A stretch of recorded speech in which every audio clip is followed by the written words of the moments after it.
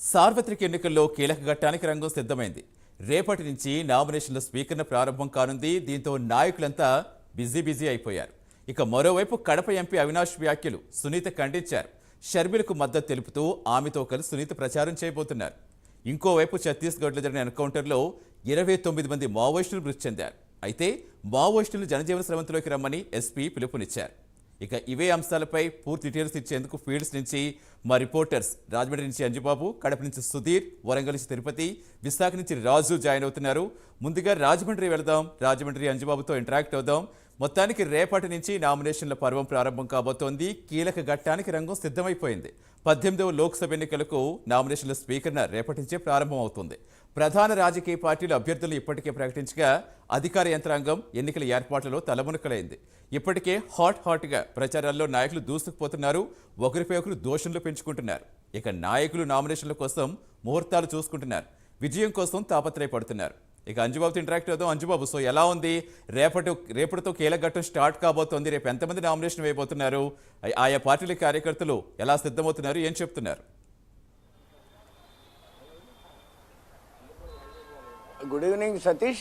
ఈ యొక్క ఉమ్మడి గోదావరి జిల్లాలో చూసుకుంటే కనుక అంటే ముందు తూర్పు సెంటిమెంట్గా ఏ కార్యక్రమం చేపట్టినా ఏ రాజకీయ పార్టీ అయినా సరే ఎక్కడి నుంచే ప్రారంభించడం మనం చూస్తున్నాం. ఓ పక్క ఇప్పటికే నిడదవోలు నియోజకవర్గంలో అటు జనసేన అధినేత పవన్ కళ్యాణ్, ఇటు నారా చంద్రబాబు నాయుడు, అలాగే రాష్ట్ర బీజేపీ అధ్యక్షురాలు పురంధరేశ్వరి తొలి సభ నిర్వహించి పూర్తి చేసి వెళ్ళగా ఈ రోజుని మళ్ళీ వైఎస్ఆర్సీపీ పార్టీ అధ్యక్షుడు జగన్మోహన్ రెడ్డి తన ఎన్నికల ప్రచార సభ నిర్వహించడం జరుగుతుంది. మొత్తానికి ఓవరాల్గా చూస్తే కనుక రేపటి నుంచి నామినేషన్ల ప్రక్రియ ప్రారంభం అవుతూ ఉండడంతో ఎల్లుండి నుంచి నామినేషన్ల పర్వం స్టార్ట్ అవుతుందని చెప్పవచ్చు.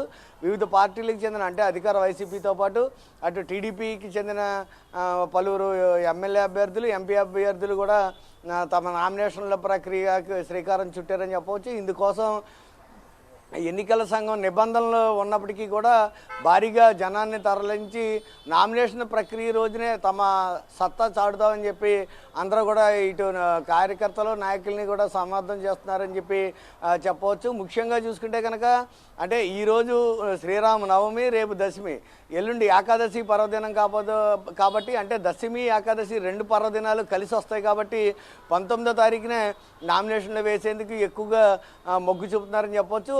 పక్కనే అధికార వైసీపీతో పాటు అటు టీడీపీ అలాగే జనసేన పార్టీకి చెందిన నాయకులు అలాగే బీజేపీ నాయకులు కూడా 19వ తారీఖునే తమ నామినేషన్ సమర్పించేందుకు సమాయత్తం అన్నట్లుగా తెలుస్తుంది. మొత్తానికి ఓవరాల్గా చూస్తే కనుక అంటే ఎన్నికల సంఘం నిబంధనల మేరకు ఎక్కువ జనసందోహాలను తీసుకురాకూడదు అని చెప్పి నియంత్రణ చేపట్టినప్పటికీ కూడా ఈ యొక్క పోలీసు పర్మిషన్ కంపల్సరీ కావడంతో ఓ పక్క ముఖ్యమంత్రి జగన్మోహన్ రెడ్డి పర్యటన ఉండడంతో కొన్ని ప్రదేశాల్లో అయితే నామినేషన్ల ప్రక్రియకి ఆటంకం వాటిల్లే పరిస్థితి కూడా నెలకొని ఉందని కొందరు ఆందోళన చెందుతున్నారు. ఏంటంటే ఓ పక్క ముఖ్యమంత్రి జగన్మోహన్ రెడ్డి పర్యటన ఉండగా మరో పక్క ఈ యొక్క నామినేషన్కి ర్యాలీలకి వాటికి ఎలా అనుమతి ఇవ్వాలి ఏంటి అనే దాని మీద కూడా అధికారులు మల్లగొల్లాలు పడుతున్నారు. మొత్తానికి ఓవరాల్గా చూసుకుంటే కనుక 19వ తారీఖుని మొత్తం ఉమ్మడి జిల్లాల వ్యాప్తంగా భారీ స్థాయిలో నామినేషన్లు దాఖలయ్యే అవకాశాలు ఎక్కువగా కనబడుతున్నాయి. మరో పక్క చూసుకుంటే కనుక అటు రేపు ఎల్లుండి జగన్మోహన్ రెడ్డి ఈ యొక్క తూర్పుగోదావరి జిల్లా అలాగే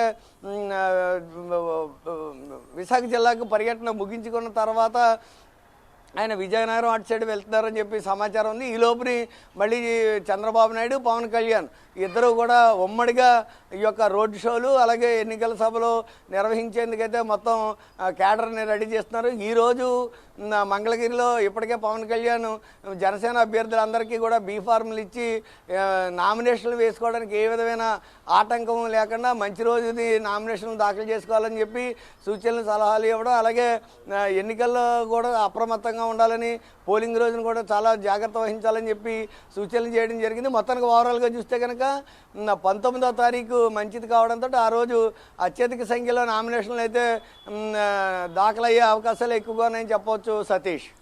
రైట్.